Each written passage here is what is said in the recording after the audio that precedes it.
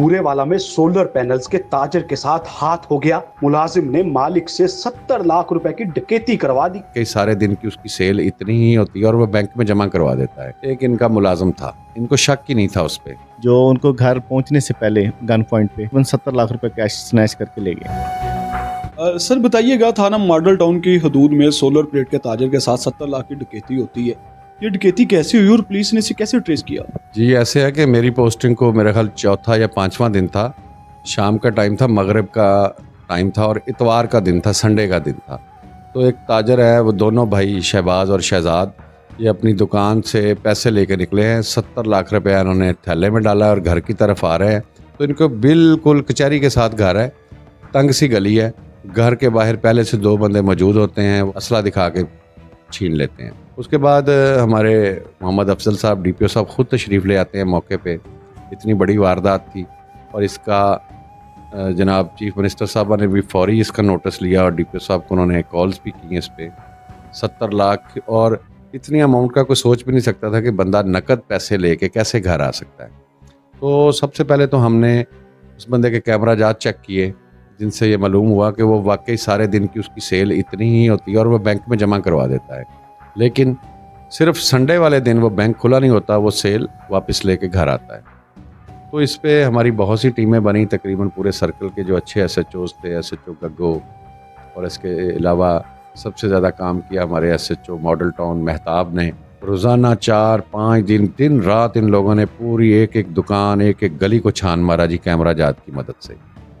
और फिर हमें जाके थोड़े से क्लू मिलने शुरू हुए। कुछ 1-2 गलियां पीछे वो लड़कों के थोड़े से नकाब भी उतरे, वहाँ से भी मिली। लेकिन एंड पे जो हमें मिली वो ऐसे हुई कि एक इस तरह की वारदातें हमने निकाली कि इस तरह की वारदातें चंद दिन पहले कौन सी हुई हैं। तो सेम मगरब के टाइम जो टूटी हुई मोटरसाइकिल थी उस पर 7-8 वारदातें कुछ वक्फा से हो रही थी। उनको जब हमने ट्रैक किया ना पीछे जाके, तो वहाँ से हमें एक गैंग ट्रेस हो गया। उसमें एक लड़का हसन और एक फैसल भट्ट, ये दोनों मुल्ज़मान जो हैं ये हमने अरेस्ट किए और इनकी तफ्तीश की। तफ्तीश में ये पता चला कि एक इनका मुलाजम था। हमने हालांकि इनमें तमाम सोलर प्लेट्स वाली जो ये शॉप थी, इनके तमाम मुलाजमान को इंटरव्यू किया था और उनको हमने क्लियर किया था। मुलाजम ये भी इन्हीं का था, लेकिन ये इनके वेयर हाउस पे था, इनको शक ही नहीं था उस पर। वो वेयर हाउस वाला मुलाजम जो था वो पूरी इन्फॉर्मेशन दे रहा था कि संडे को ये कैश जमा नहीं करवाते और तकरीबन 5 संडे पहले ये वाला जो मामला है इसकी रैकी शुरू करते हैं ये लोग। और इसमें है ये रिकॉर्डर भी था और पुराना भी ये डाकू था। और जब इसकी गिरफ्तारी के लिए गए हैं तो इसने आगे से फायरिंग की है SHO मॉडल टाउन पे, और जिसमें ये ज़ख्मी भी हुआ है, इसकी टांगों पे फायर लगे हैं। ये ज़ख्मी हालत में पुलिस मुकाबले के बाद गिरफ़्तार हुआ है। इसमें अल्हम्दुलिल्लाह बड़ी मेहनत के बाद ये 3 लोग इसमें चालान हुए हैं और पूरी की पूरी रिकवरी। सर आपने बताया कि एक मुल्ज़म रिकॉर्ड याफ्ता है, जो बाकी 2 लोग हैं उनकी क्या हिस्ट्री सामने आई है? क्या वो भी पहले भी क्रिमिनल रिकॉर्ड है उनका?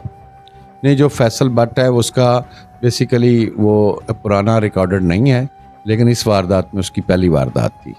और जो उसके साथ इनका मुलाजम था उसकी भी रैकी की हद तक पहली वारदात। चैलेंज तो बहुत बड़ा था आपके लिए 70 लाख का। इसमें आपका किरदार क्या रहा, आपकी टीम का किरदार क्या रहा और अहले इलाका का किरदार क्या रहा इसमें? जी हमारे साथ सब ने ही बहुत तावन किया है। मैं समझता हूँ पूरा एक टीम वर्क होता है।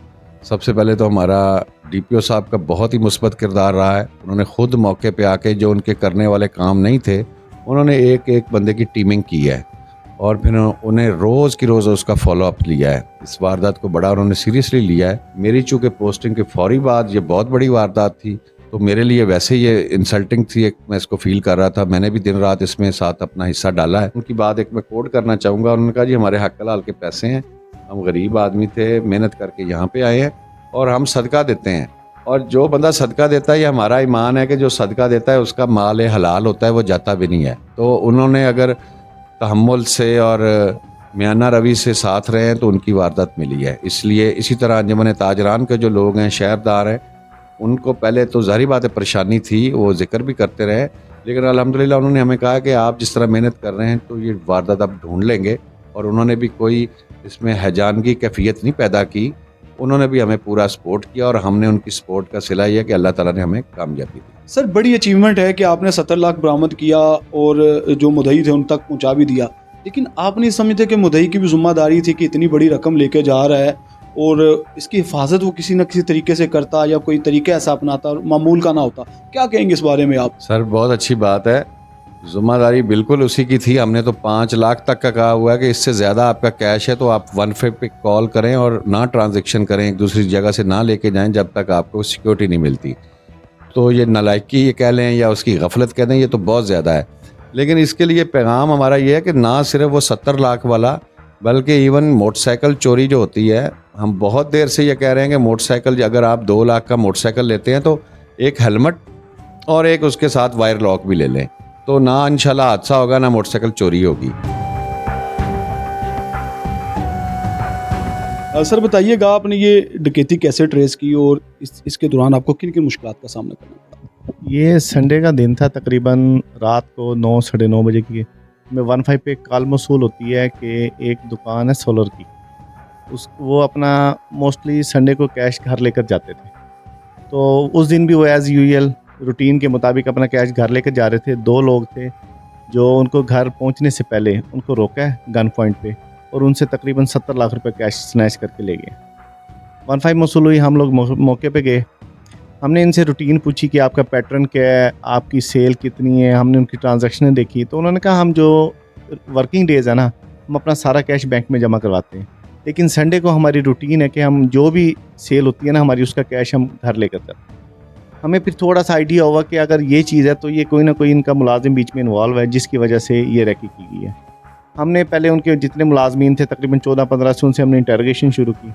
हमें फिर उससे थोड़ा सा डाउट स्टार्ट होना शुरू हो गया कि इनमें कोई ना कोई बंदा मुलविस है, लेकिन हम उसको उस वक्त कर नहीं सकते थे क्योंकि वो मुद्दई थे। एक तो उनका कैश किया हुआ था, हम उनको ज़्यादा प्रेशराइज़ नहीं कर सकते। साथ साथ फिर हमने उनकी CCTV वगैरह वहाँ से हमने ली, उनका फिर रूट उठाया, वहाँ से हमने उस जगह की जियो फेंसिंग की।